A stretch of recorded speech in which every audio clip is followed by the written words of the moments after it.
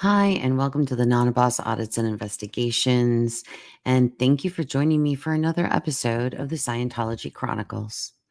I just want to take a moment to thank all of you for the interest in this series, where we go through various government agencies, declassified documents, and investigate interviews obtained through FOIA requests.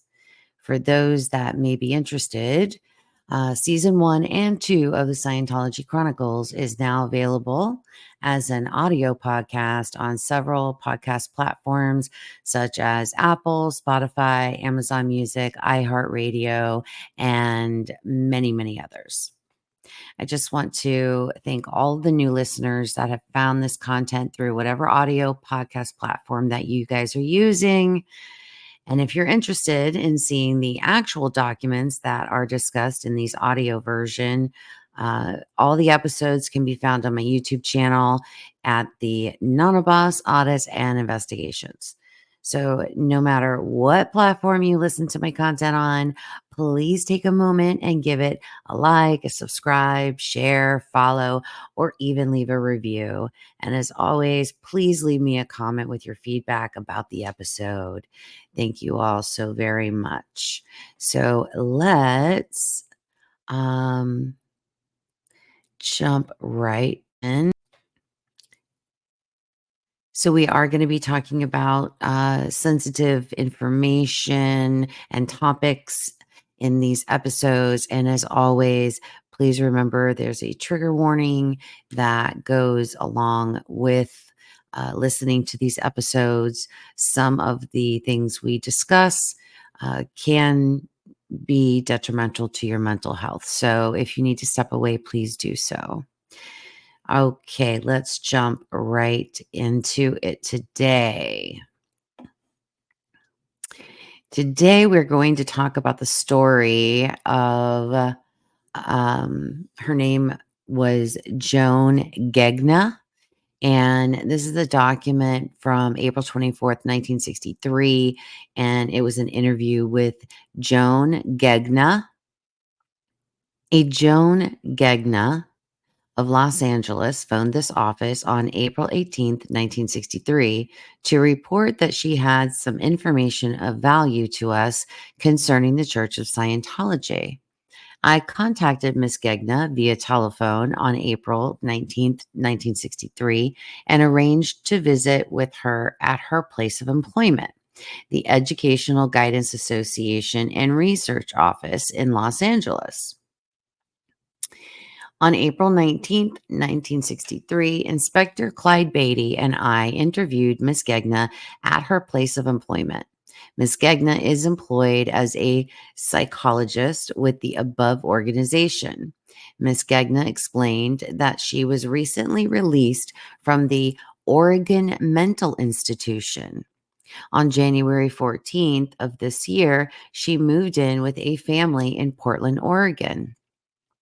The head of this household was a Scientology auditor, according to Miss Gegna. During her stay with this family, the husband thought Miss Gegna was exerting an undesirable influence on his children. She stated that the man told her they could, quote unquote, straighten her out by auditing her on the e-meter. According to Miss Gegna, the man would wake her up during the night for the purpose of auditing her on the e-meter. Miss Gegna stated she received 75 hours of quote unquote therapy from this individual. On February 21st, 1963, Ms. Gegna stated that she came to Los Angeles seeking employment. She explained that she held a bachelor's degree in psychology and she was interested in Scientology, although her brief prior experience with it was not entirely pleasant. Miss Gegna attended the cult's free personal efficiency course, which runs for 2 weeks. At this time, various members in the local church attempted to persuade Miss Gegna into taking more courses with the organization. She explained that she informed them that she could not afford the expense of taking any additional courses as she was faced with meeting her living expenses at that time. According to her, one of the cult's local auditors, Joe Fortner, made a gallant gesture at that point and invited her to share his apartment with him so she would be able to carry on with her Scientological education. Miss Gegna stated she accepted Mr. Fortner's kind and generous offer. However, their relationship was of a quote unquote platonic nature.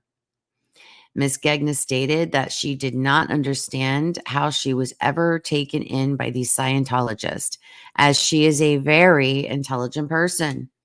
She informed us that she had an IQ of 190. After hearing this statement, the inspectors felt somewhat inferior in having to interview a person as intelligent as Miss Gegna. Miss Gegna mentioned that she had continued with her quote unquote education in Scientology by taking the quote unquote anatomy of the human mind course. She stated that she also attended 2 sessions of the basic communications course at the center. We then inquired why Miss Gegna thought Scientology would be of any benefit to her. According to Ms. Gegna, she feels that the principles relating to the practice of Scientology, including the use of the e-meter, are sound and are potentially of a great use to mankind if used properly. She explained that they had told her that auditing on the e-meter could improve her eyesight and help her to lose weight. Ms. Gegna admitted that the claim for improving her eyesight were perhaps a bit extravagant, but she thought the weight reduction claims expressed had some merit. At the time of this interview, Ms. Gegna was wearing glasses and her figure did not offer any evidence that any type of weight reduction had been successful in her case.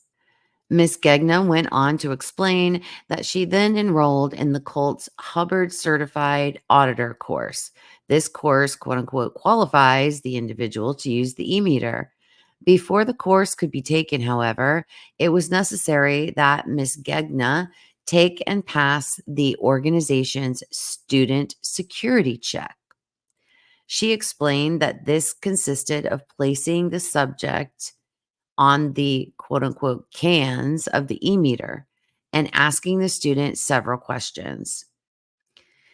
These questions consisted of queries such as, are you an enemy of Scientology?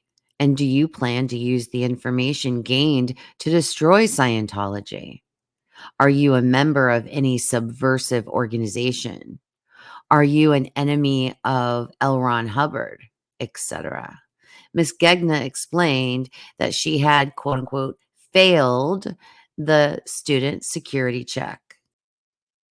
She then informed us that she had paid the organization $750 for this course, which she was not eligible to take because she had failed the student security check. The money would not be refunded, according to Ms. Gegna. She explained that she could still take the course, but she would be required to take quote unquote processing to remove the blocks which had been responsible for her failing the student security check.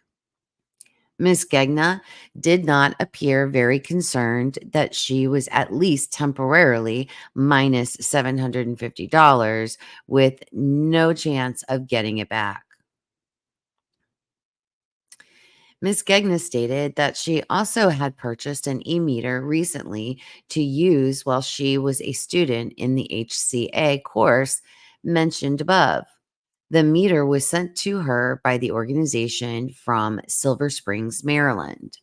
According to Ms. Gegna, she is undecided whether or not she will continue with her Scientology training. She told us that there are many fine people in the organization, such as L. Ron Hubbard, Julia Salmon, the Los Angeles resident director, and Brown McGee. instructor at the LA Academy of Scientology. She stated that she knows Hubbard personally and was going to write him a letter in the near future. This letter will presumably be concerned with suggestions for getting rid of the undesirable element in the local organization.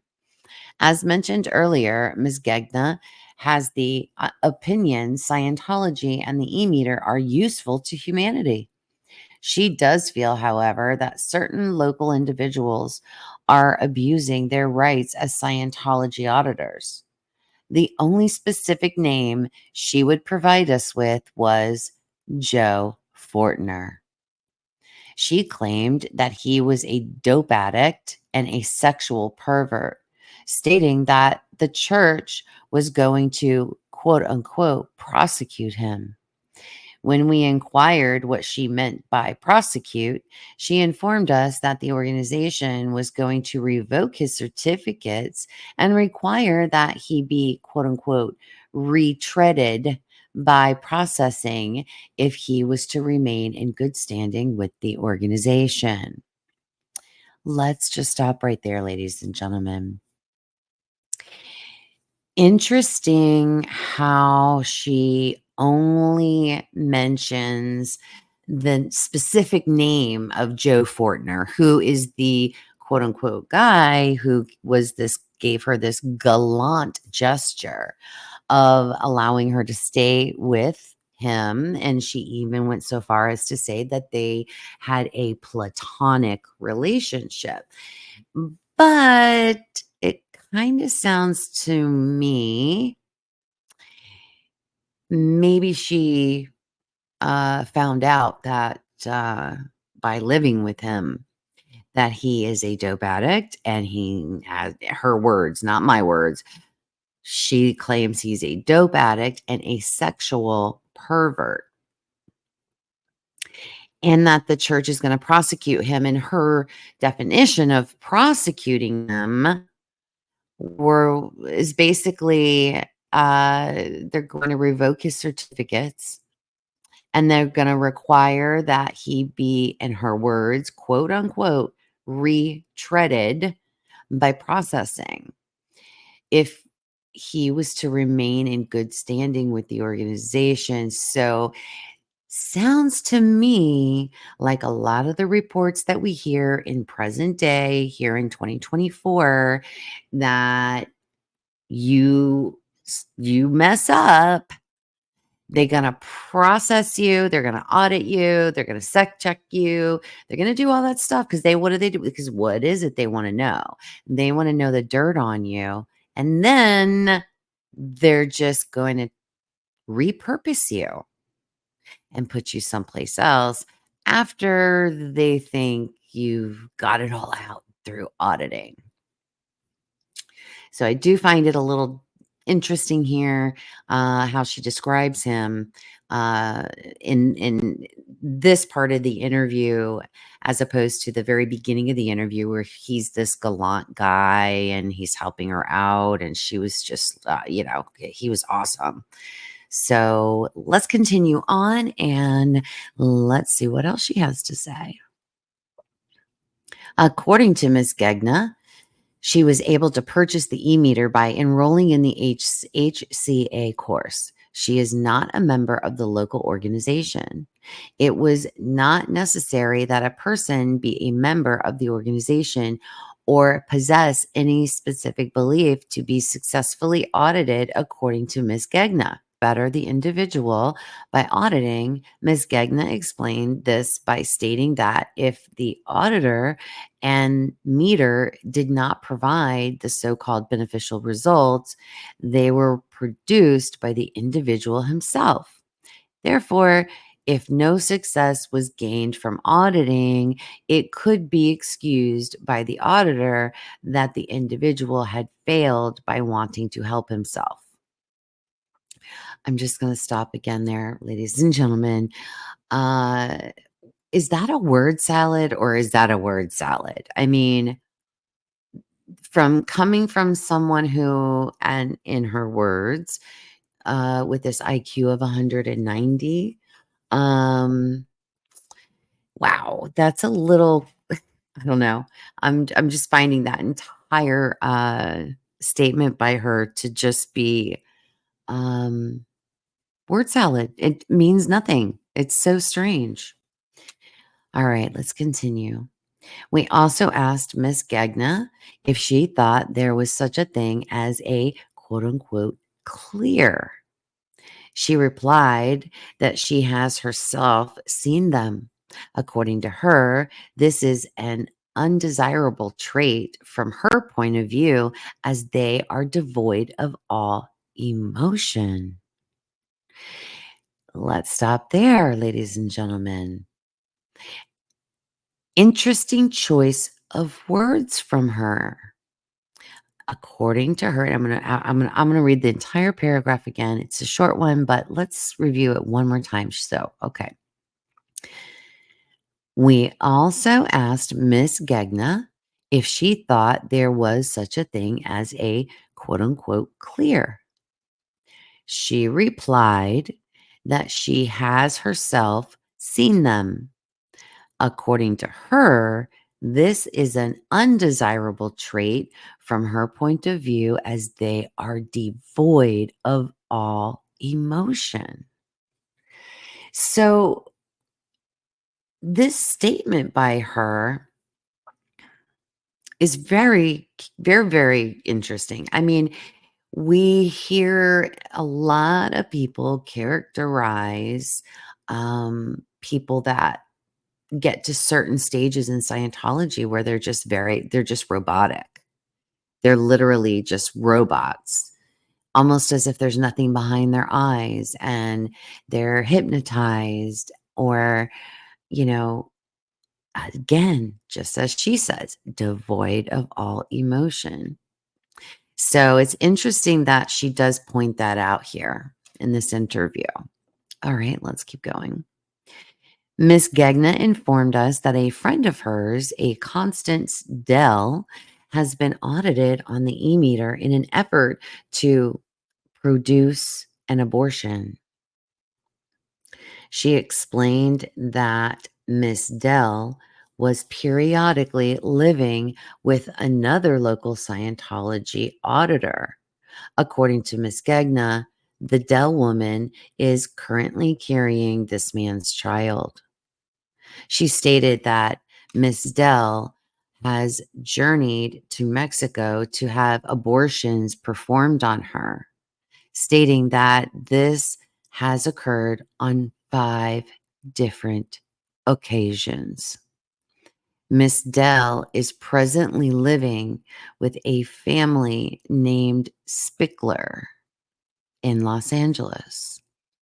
Miss Gegna claimed that many of the local members of the organization are cohabiting with one another. So let's just stop right there again, guys.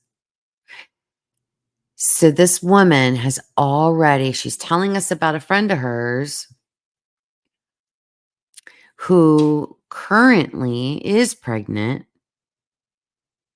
and trying to use auditing to resolve her abortion, to create an abortion, to spontaneously, her body somehow through auditing is going to abort her child that she's currently carrying.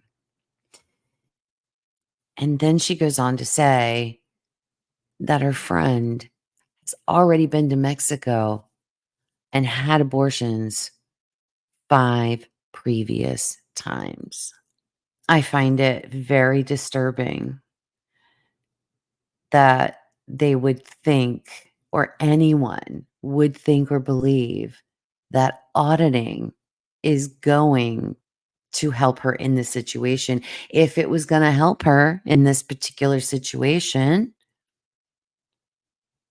wouldn't it have previously worked the 5 other times? Of course, I am assuming that she tried auditing 5 previous pregnancies. It doesn't say that she tried auditing for the previous 5, but that she went to Mexico to resolve. those 5. I I find that entire story portion of this woman's interview so, so deeply disturbing. But again, here we are in 2024, and so much of what happens, we keep finding out as we move through all of these documents and hear the stories of these people and through their interviews, we are finding out that way back in the 50s and the 60s and the 70s, they were still, nothing has changed. Nothing changed. It's the same playbook, right? Same playbook. All right. Miss Gegna claimed that many of the local members of the organization are cohabitating with one another. Miss Gegna stated she believes the FDA does not have a case as far as the e-meter went, but expressed that some agency, perhaps the APA, would do something to control the use of the e-meter, limiting its use to responsible individuals only. During our conversation, Ms. Gegna mentioned that a Dr. Anderson of the local Dianetics organization was using the Russian sleep machine. This organization is not connected with the Church of Scientology. Miss Gegna appeared to be well indoctrinated with the organization's party line with respect to the e-meter.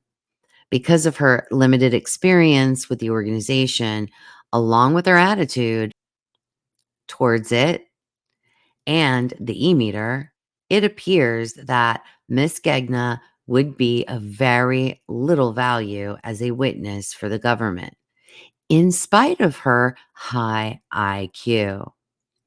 She is apparently friendly to at least one of the male Scientologists.